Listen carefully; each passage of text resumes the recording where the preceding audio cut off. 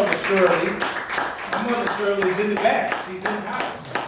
My mother Shirley's in the house. I think she wore that black and gold because she's a Pittsburgh fan. I don't know. I don't know, but I wore my black and gold. My wife wanted me to wear a tie. So, you know, I am. When, you know, I knew Doc was going to come in here suited up. On Bond, don't let him come up in here with no jeans and flip-flops on. Anyway, but he is a man that's extraordinary to me. I love this man. I love him and his wife. They are two jewels of the kingdom, two of the most, I believe, genuine people to me and sincere and loving people that I've ever met. They are two of them. And they are, I'm telling you, they are very sincere, genuine. They are very generous. When they welcomed us into their home, we feel like their family, like we're their, you know, children or nephew or niece or whatever. But they just make you feel like family. You feel the peace of God and the love of God in their house. Now he has a list of credentials, but instead of me going through all that, because y'all know him, and he's no guest here, they're not guests here. You know, but I do want to say this: if you'd like to maybe purchase one of his books, now he's an author. Besides a former lawyer, he had a successful law firm. He's the CEO of Quantum Leadership. So many things. To me, he's an ambassador. He's an international figure. He's been around the world, but he has put his testimony in this book. He's an author, and it's called A Road to Peace, My Personal Journey. And this is actually his testimony. You gotta read it. It's intriguing. So once you start reading it, you won't put it down. And I'm telling you, you won't put it down. He comes from humble beginnings, of 18 siblings. He's one. I let him share whatever he wants to share with you. For those who've never heard him before. But this is my dear, he's my spiritual father and mentor. And here's Dr. Harry Barnes is coming, and he's going to share whatever God has given him today. And I want y'all to just make him feel at home. He's already at home. Make him feel welcome. Amen. Amen. Ordinarily, I would ask the pastor for a full bottle of water. Get you one. No. Today I asked for a short bottle, which means I won't be up here long. And so I know that this is a special day for the men and fathers of the world. But make no mistake about it, you know. We are second place. Yeah. Some men get big-headed about this day, you know, as if it's all that in a bag of chips. But we know that Mother's Day is a real day. Yeah. Yeah. You don't even have to ask the kids to get all pumped up. You know, you don't have to do it. But a lot of times, mamas have to get the kids all pumped up for Father's Day. You know, Father's Day is coming. But when Mother's Day is coming around, you know, they're all ready to go. Yeah. And I get it. Mothers have a special place in the hearts of their children. Oh, yeah. They brought them into this world. And so I do get the fact that men, you guys are important and so forth and so on. But they all joke about Father's Day a lot of times, you know, because some fathers are biological fathers and some are stepfathers, and, you know, sometimes people will say things like, the person who invited me into their garage, and they said, you know, this is my stepfather. You know, I never met my real father. Because it's just a stepfather. And so some of us are stepfathers and stepmothers, but they're just as important as anyone else. That's right. That's right. They spend about 20% more on Mother's Day than they do on Father's Day, and that's all right. You know, and 81% of the people celebrate Mother's Day. versus 60 on Father's Day. But why should we be concerned about that?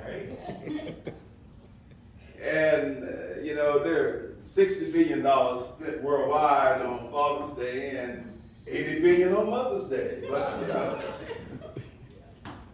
what's that all about?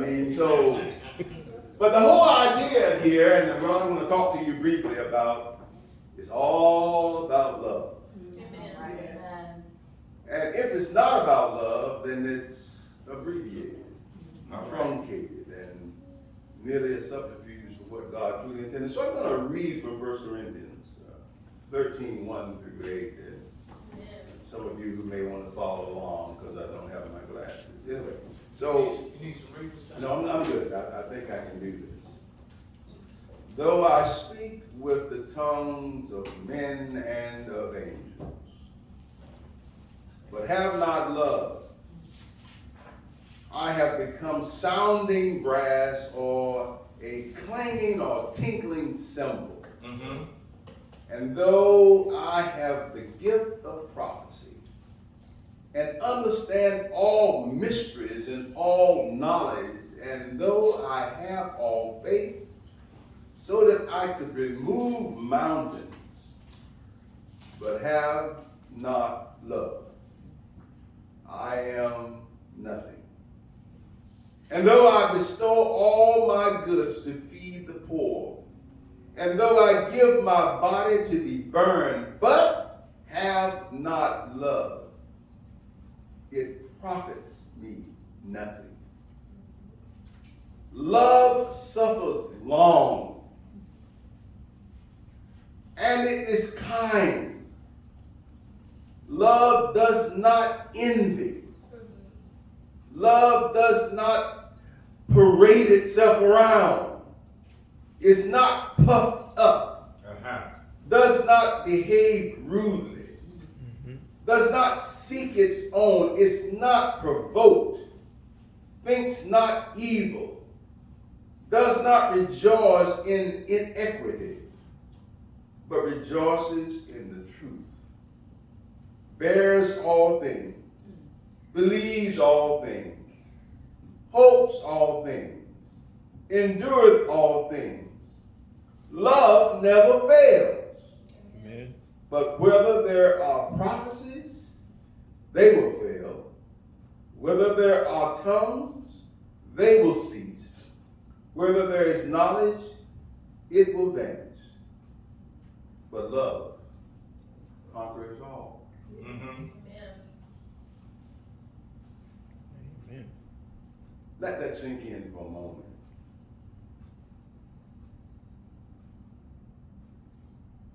How many times have we said to people, I love everybody. I don't have no ought against my brother or my sister. Mm-hmm. Until they start stirring in your stuff. Mm-hmm. Look out. It could be your sister that you've known for a long, long time, for as long as you've known yourself. And you could go to church every Sunday, every Sabbath, or whatever day you go. But the reality is that when you're human and when you've not been tested, and when people step on the wrong foot, the wrong toe, the wrong coin, you're going to yell. Tell the truth. You got a lot of nerve to come in here and talking about me like that. It's difficult to love when your love has not been tested. Yes. Amen. That's good. It's okay to say my mama taught me to get along with everybody in the world and I can go across the world and do things myself and I don't really need her to do things to me until you lose your mother. Wow. And when you've lost her for real, then you come to understand what it means to have a mother.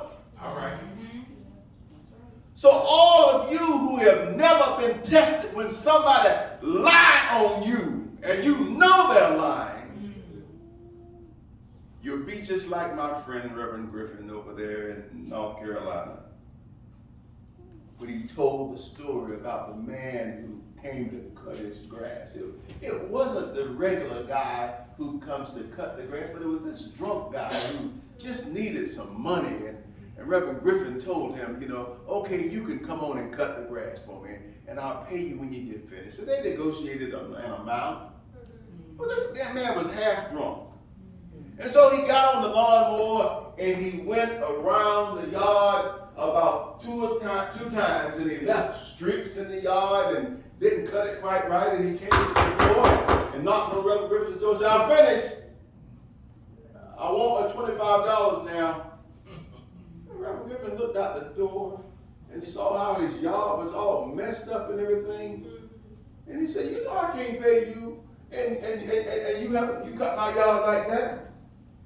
And he said that man launched into a cursing spree that called him everything but a child of God. And when before he knew it, he told the man to get the hell out of the horse.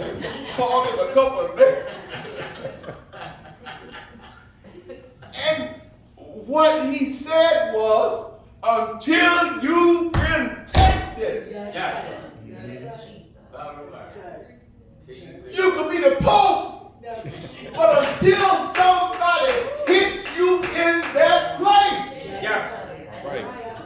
Oh, you can talk, you can say all you want. We all got a place. Yes, sir. Yeah. I guess I don't curse anymore. That's right. That's right. But the kind of love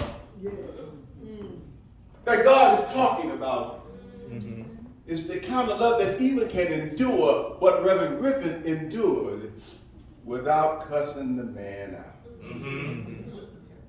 But it just lets us know that the idea of love is so much different than the reality. You see, it's okay to love your husband when all things are going right. All right. But what about when he makes a mistake and lost all the family's money?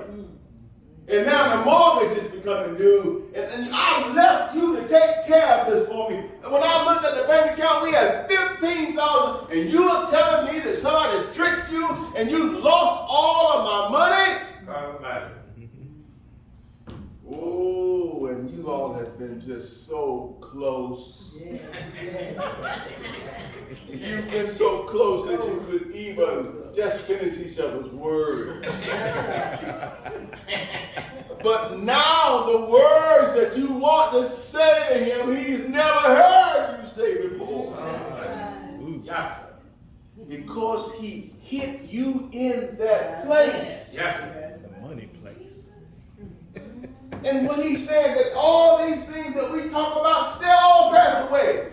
But when you have true love, you could be 35 years old and your wife has a stroke and now she's laying in the bed and you have to take care of her. Most 30-year-old men are going to say, I didn't sign up for this. Yeah. You know, I didn't sign up, you know, to come here and to clean you up like a baby and to keep you clean and all this. I signed up that we're going to build something together. So when you talk about loving someone, you got to understand that when they talk about thick and thin, that's what they mean. Yes, sir. And most of us don't know a whole lot about the thick. Go ahead, child. Yeah. Or it gets thick when one partner gets sick and the other one is well, and he or she is talking about, I got to go to work. And the wife is just looking at you and just saying, I thought he loved me. Love suffers all things. Yes. You know, sometimes one of us will run off the rail. Yes, sir. And you look at that person, I don't even know you anymore. But love says, oh, I'm going to stay there and love you to life. Yes. Rather than that, I'm going to go through the valleys of shadow of death Yes, sir. with you. Because that's what I signed up for. Yeah. And so the kind of love that 1 Corinthians is talking about is not this kind of love that when everybody is feeling good. When we all can get along together. Yeah. When you can run as fast as I can run. Or when your stock is up and you lost your job and almost lose your mind. Yeah.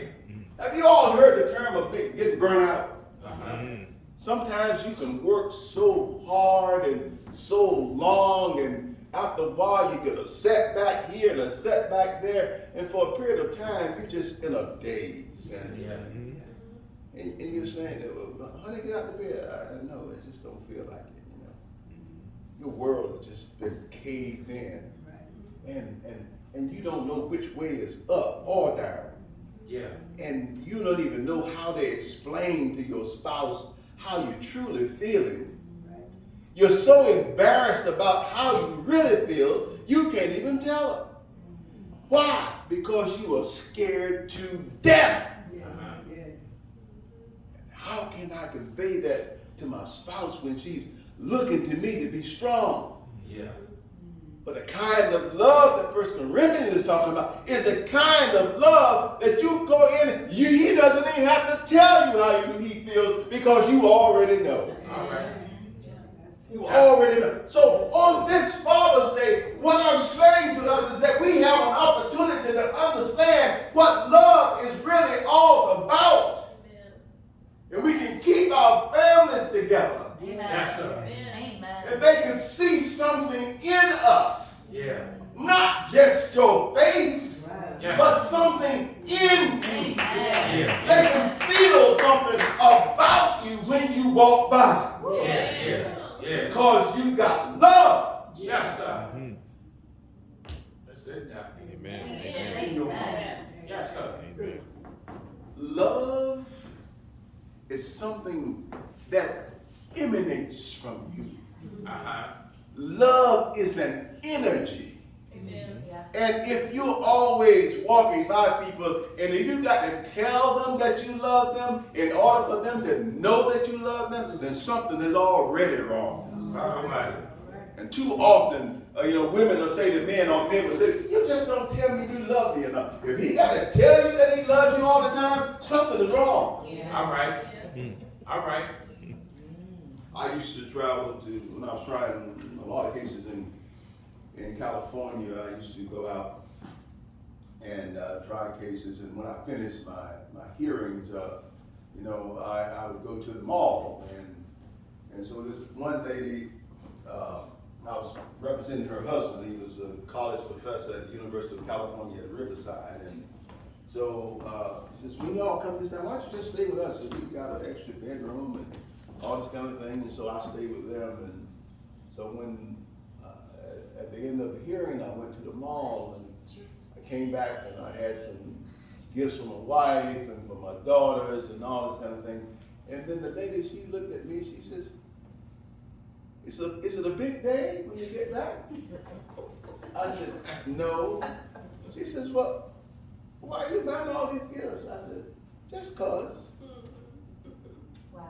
And then she looked at me and said, he ain't never bought me nothing just cause. I didn't want to start no story. She asked me the question. Yeah. That she's never had a gift just cause. And so the point is that when you love somebody, you don't have to be around them to be thinking about them. That's right. Amen. And so what we have to understand about love is it is energy. It is God in himself. Yes, sir.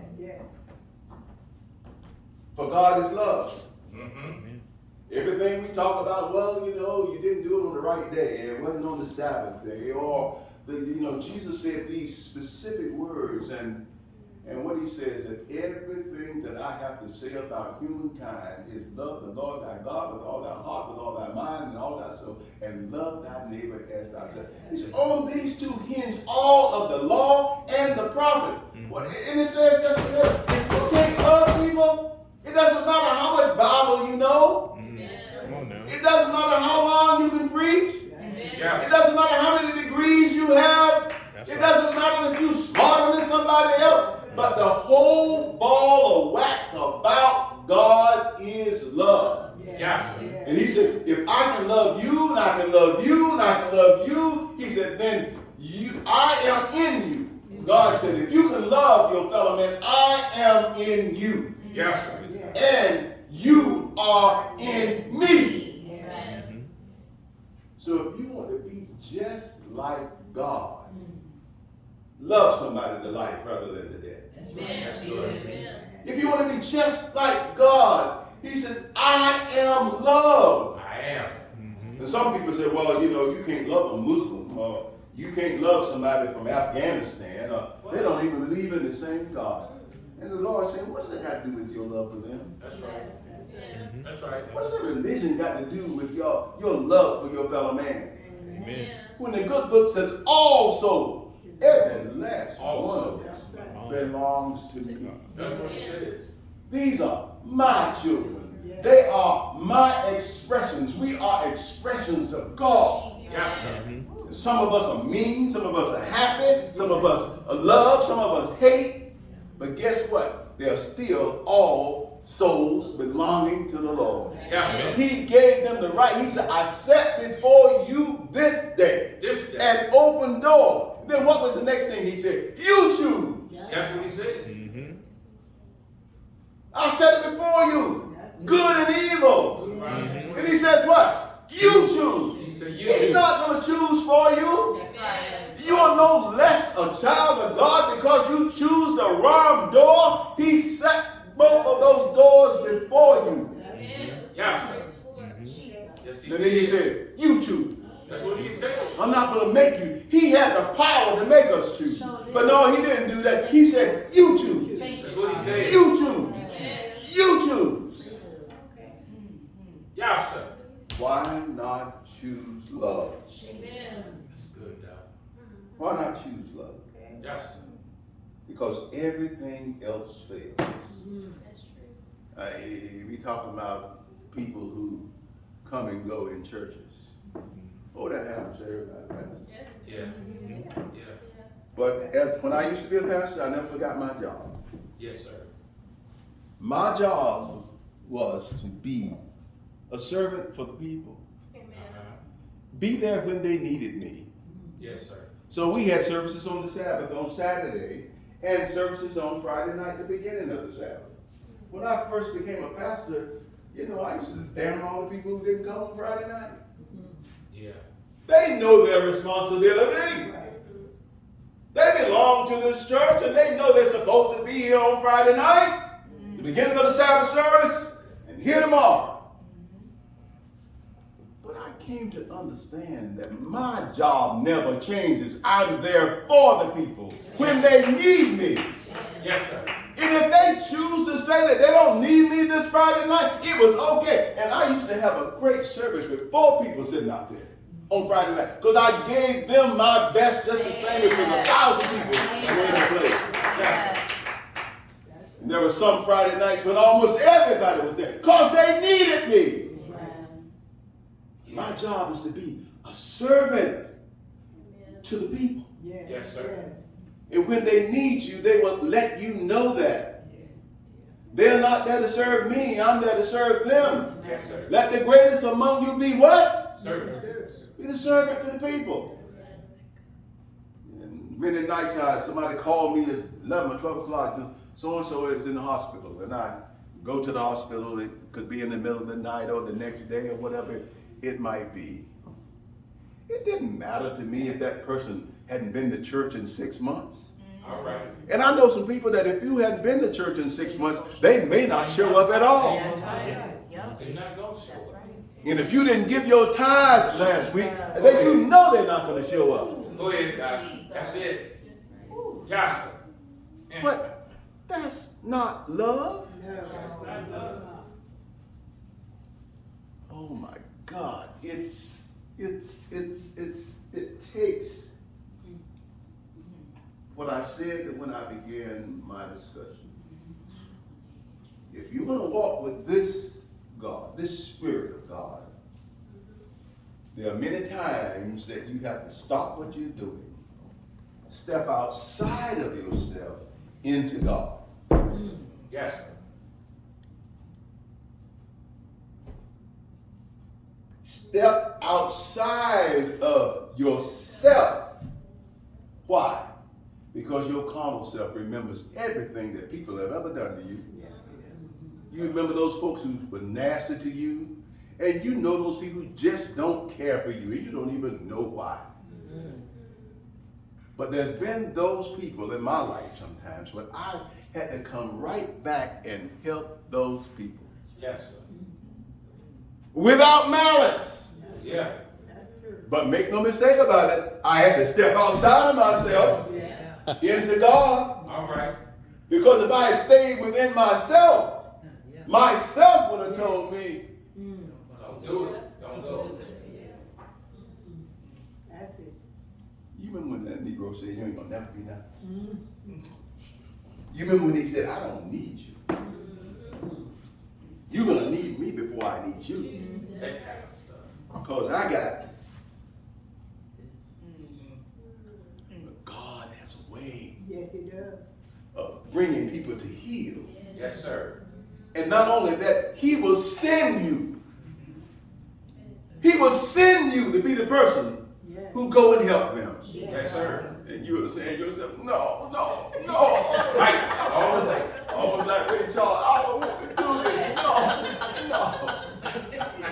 But God will send you And yes, it will. to do this, just to show his own power. Yes, sir. That love is when doing stuff when you don't even want to do it.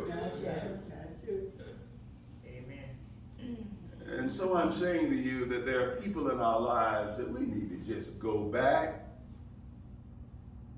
We need to just go back. Did they do you wrong? Yes. They cut you to the quick.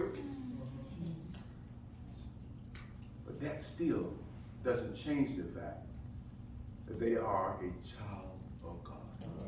Yes, sir. And sometimes we have to go back and say to people, hey, if you need me, call me. And sometimes you almost see it like you got tacks in your mouth, but you know it hurts. If you need me, call me. You don't want to see it, but the Lord is just telling you. Just, if you need me.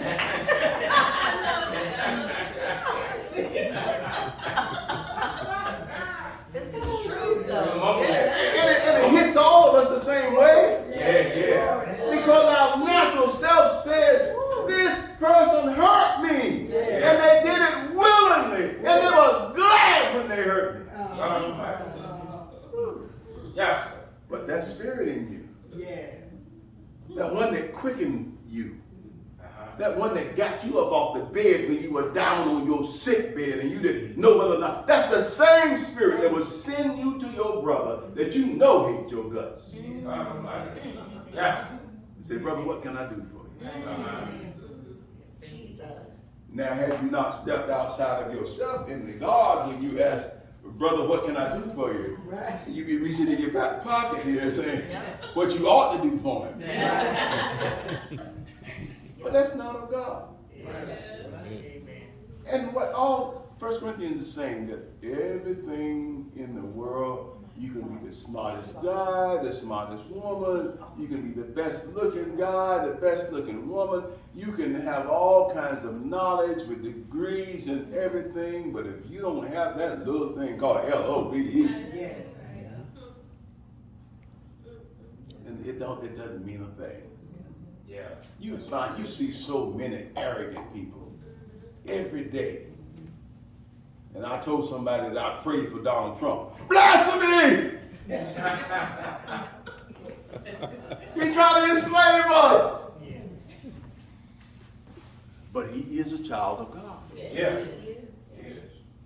All souls belong to the Lord. That doesn't mean I don't want him to be president of the United States.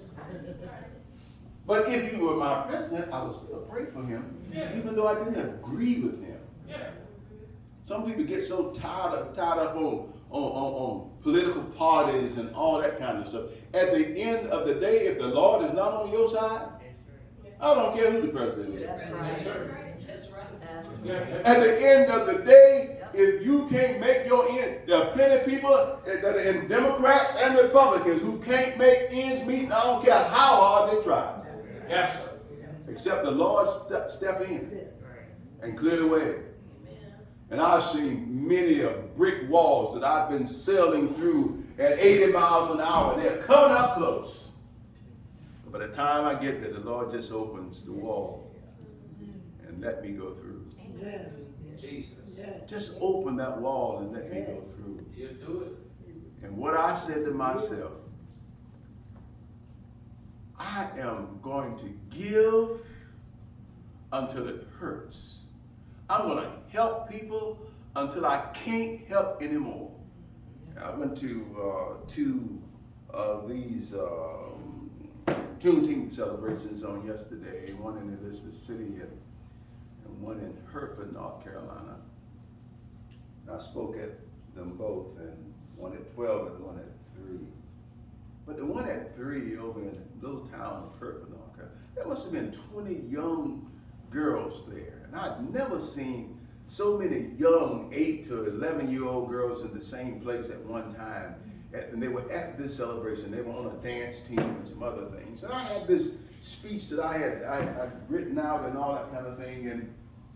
And I said to the organizer, I said, call all of the children together, please.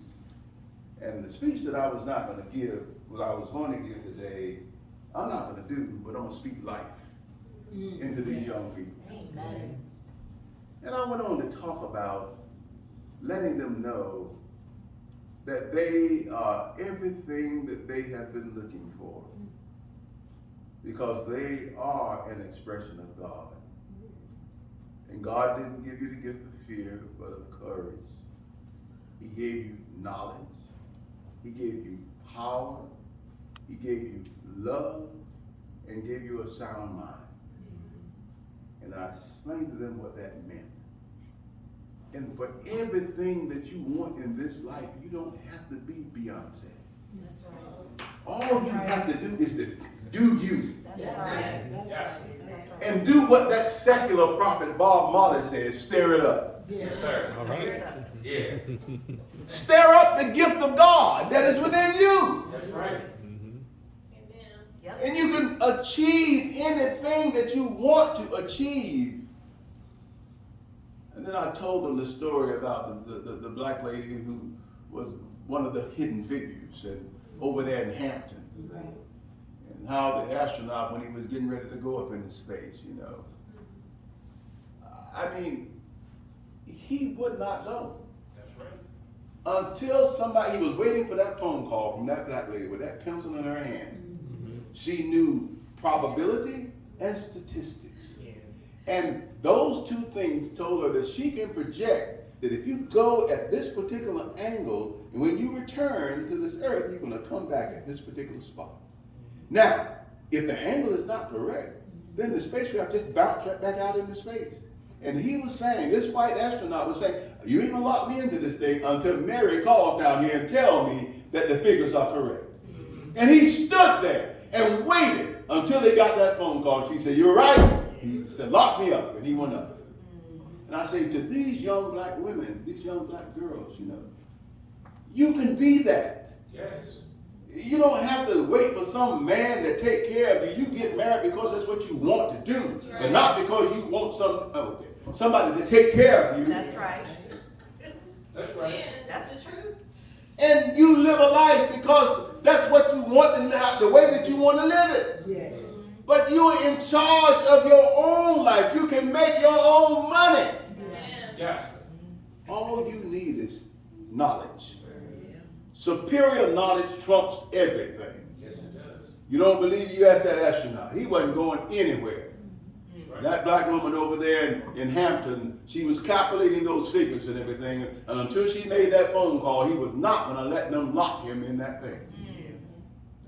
And so I told these young ladies how, and I asked the people that were in this park, what I want you to do is to, the next school term, I said, I need you to call me when you all do go back to school. and make sure that every one of these young ladies have at least 2 changes of nice clothes and have a nice hairdo and some nice sneakers or whatever they want to wear to school. We can do that as a community. That's right. Yes, That's sir. right. Because if you don't do it, by the time they get 14 or 15, half of them are going to be pregnant. All right. Because you did not take an interest in their life. That's right. Yes, sir. Even if the mother doesn't have the capacity to love their child as they should. I said, Grandma, you call that young girl every morning and say, Grandma loves you. Let them know that there's somebody. And the people in the audience, you know, they were just saying, oh my God, thank you so much. Thank you so much. All people need is hope and love. And it's our job to work together to get that. I have spoken too long already, and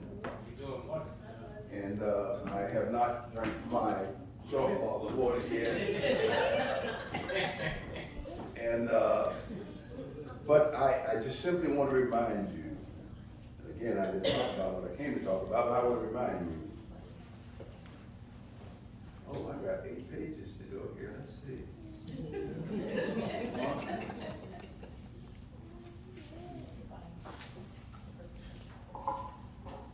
Oh, yeah, I got that. God bless you.